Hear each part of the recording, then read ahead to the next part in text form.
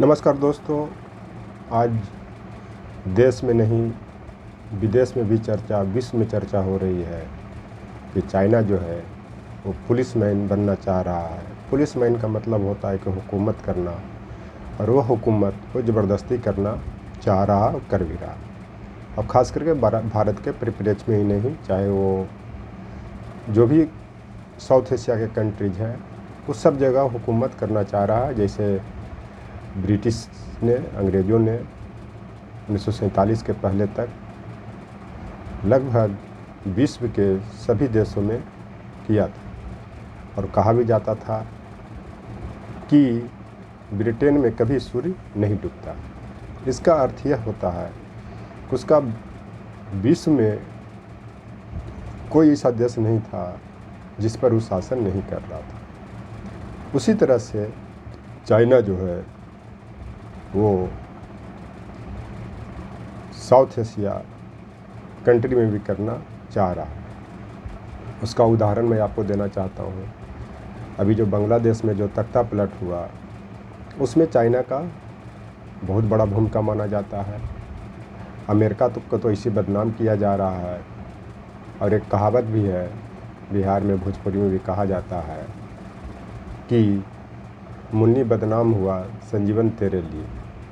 इसका तात्पर्य यह होता है कि कोई काम करता है और उसका बदनामी किसी और को होता है। इस चीज़ को लोग समझ नहीं रहा और अमेरिका पर इल्ज़ाम लगा रहा है। उसका कारण यह है कि अमेरिका जो है बांग्लादेश से हज़ारों किलोमीटर की दूरी पर स्थित है, जबकि चाइना जो है उसके बगल में, और वहाँ पे घुसपैठ भी कर लिया। एक बंदरगाह पर तो उसका कब्जा है ही, एक और वो बंदरगाह मांग रहा है ताकि वो सैन्य अड्डा स्थापित कर सके। बांग्लादेश ही नहीं, आपका भारत का जो इलाका है जहाँ पे भी वो घुसपैठ कर चुका है 2017 से, वहाँ से अब तक वापस नहीं गया। बार बार भारत के विदेश मंत्री एस जयशंकर जी कहते हैं कि पाकिस्तान को मुंहतोड़ जवाब देना पड़ेगा। मैं कहता हूँ कि आपको सबको पता है कि पाकिस्तान किसके कंधे पर रख करके वो बंदूक चला रहा है, और नहीं देशवासियों को विश्वास है तो जो भी आतंकवादी घटनाएं जम्मू कश्मीर में हो रहे हैं उसमें देखा जाए कि किस देश का आर्म्स है जिसको छिपा लिया जा रहा है। वो सारा आर्म्स मेड इन चाइना और एक आध आर्म्स अमेरिका का मिलता है। उसका कारण ये है कि अमेरिका ने उसको आतंकवाद से मुकाबला करने के लिए वो सब आर्म्स दिया था। जो तालिबान जो पनप गया था, वही आर्म्स कभी कभी वो जम्मू कश्मीर या पीओके में देखने को मिलता है, लेकिन ज़्यादातर आर्म्स जो है चाइना का होता है। मैं कहता हूँ कि जब आपने पुलवामा अटैक हुआ था 2019 में, और उसका किसने किया नहीं किया उसका कोई साक्ष्य नहीं रहा, तब आपने बालाकोट तक अटैक किया। जबकि चाइना जो है बहुत लंबे समय से घुसपैठ किए हुए है। इतना ही नहीं, गलवान के संघर्ष में बड़े पैमाने पर भारतीय सेना मारे गए, तो आपने क्या किया? अगर उस समय भी भारत का फाइटर प्लेन अगर चाइना से घूम करके भी आ जाता तो चाइना का मनोबल टूट जाता, पाकिस्तान का ही मनोबल टूट जाता। क्योंकि अगर आप चाइना से उसमें मुकाबला कर लेते हर क्षेत्र में, अब भारतीय सेना या भारत माँ के सपोर्ट इसमें सक्षम है, तो हो सकता कि चाइना के भारत के जिस क्षेत्र में और जो भूटान से लगा हुआ डोकलाम पठार है उससे कब के भाग गया होता। लेकिन आप सिर्फ गिदड़ भपकी देते हैं या बंदर घुट्टी का गिदड़ भपकी देते हैं। इस चीज़ को चाइना भी भाप गया है और चाइना भी गिदड़ भपकी दे रहा है। और जब दोनों गिदड़ एक तरह के हो जाता है तो कोई नहीं भागता है, सिर्फ एक दूसरे पर आरोप प्रत्यारोप लगाता है और धमकी देता है। वही हो रहा है और हुकूमत कर भी रहा है। आपका उधर म्यांमार का इलाका है, उसको भी तोड़ने के चक्कर में लगा हुआ है, क्योंकि उसका एक पार्ट्स का नाम स्वतंत्र चाइना या चाइना चीन म्यांमार रख भी दिया, क्योंकि उसका एक प्रांत चीन भी है। उतना ही नहीं, आप पीओके में देख लें किस तरह से चाइना घुसपैठ कर लिया है। वहाँ पे सीपेक के बहाने अपने सारे सेनाएं पहुँचा चुका है। अगर आप इसका मुकाबला कर लेते, अगर इसको आप भगा देते, तो शायद पाकिस्तान का भी इतना मनोबल नहीं होता। तो इस तरह से हम सब देशवासियों का ये कर्तव्य बनता है कि जो दूध का दूध पानी के पानी हो, इसकी सच्चाई जानने के लिए इसका डिमांड करना चाहिए कि आखिर वस्तु स्थिति क्या है, पाकिस्तान किसके बल पे कूद रहा है, पाकिस्तान किसके कंधे पर रख करके बंदूक चला रहा है। तब पता चलेगा कि इसके पीछे किसका हाथ है। लेकिन जो आज के प्रबुद्ध लोग और जो चापलूसी करने वाले हैं, जो सत्ता के साथ सटे रहना चाहते हैं, चाहे किसी का सत्ता हो, दलाली करना चाहते हैं, वो इस सब चीज़ों को जानना नहीं चाहते हैं।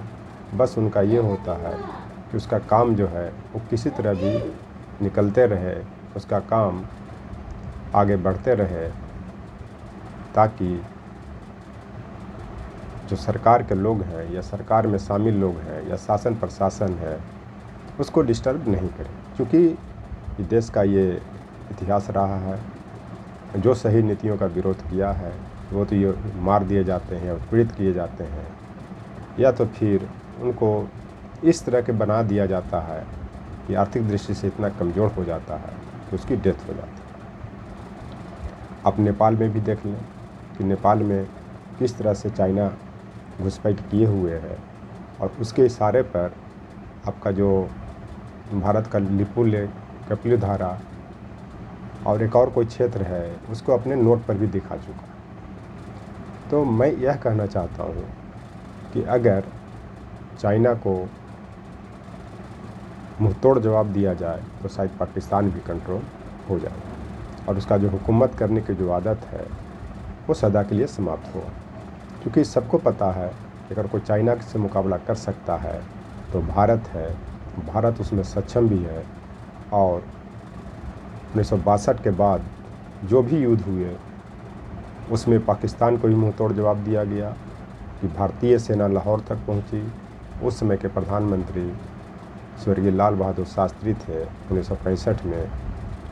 उसके बाद 1971 में भी इंदिरा गांधी,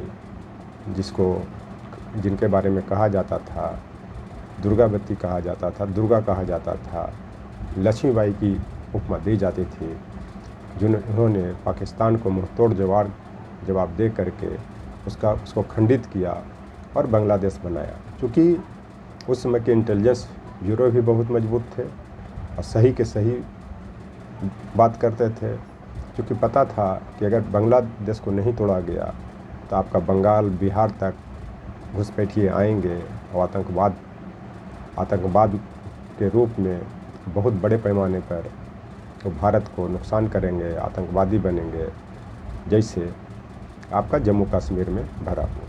तब उनको तोड़ा गया, तब ये क्षेत्र सुरक्षित है। जबकि उस समय भी बॉर्डर जो था बांग्लादेश से भारत के बीच में 4000 लगता है। अगर पाकिस्तान का भी बांग्लादेश से मिला करके अगर 5000 के आसपास या 6000 के आसपास बॉर्डर का सीमा लगता, तब इसी से अंदाज़ लगा सकते हैं कि देश की क्या हाल होती। तो पाकिस्तान जो है चाइना के इशारे पर ऐसा कर रहा है। ये चलते विदेश मंत्री जी, आप अगर ये गिदड़ भपकी देते हैं तो चाइना को दीजिए, पाकिस्तान अपने आप कंट्रोल हो जाता है। रामायण में कहा भी गया है, समर्थ में न दोष गोसाई। जो समर्थवान रहता है वो मजबूत होता है, उसमें कोई दोष नहीं होता है, चाहे वो जो भी कर ले, चाहे पैसा के बल पे या फिर पावर के बल पे। उसी तरह से चाइना को लोग समर्थवान समझते हैं, लेकिन ये आपकी भूल है। चाइना समर्थवान नहीं है, भारत समर्थवान है। आप इसका प्रयोग नहीं करना चाहते हैं, अपने ताकत को नहीं दिखाना चाहते हैं। क्योंकि 2 युद्ध भी जो पाकिस्तान लड़ा वो चाइना और अमेरिका के इशारे पर ही लड़ा, और दोनों में उसको हार का सामना करना पड़ा। इस चलते चाइना का हुकूमत समाप्त करना है पुलिसमैन की जो कहावत उसके बारे में कहा जा रहा है उसको ख़त्म करना है, तो उसका मुकाबला करना पड़ेगा। और मैं उम्मीद करता हूँ कि चाइना भी हारेगा, जैसे 1962 के बाद के युद्धों में हारा। क्योंकि 1962 के युद्ध में पंचशील समझौता को तोड़ा, हिंदी चीनी भाई भाई का जो नारा देता था उसको तोड़ा। इसी धोखेबाजी के कारण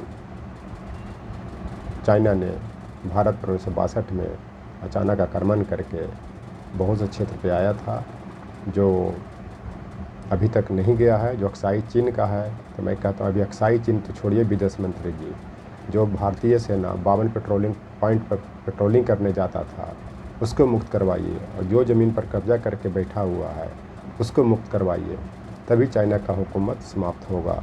थैंक यू।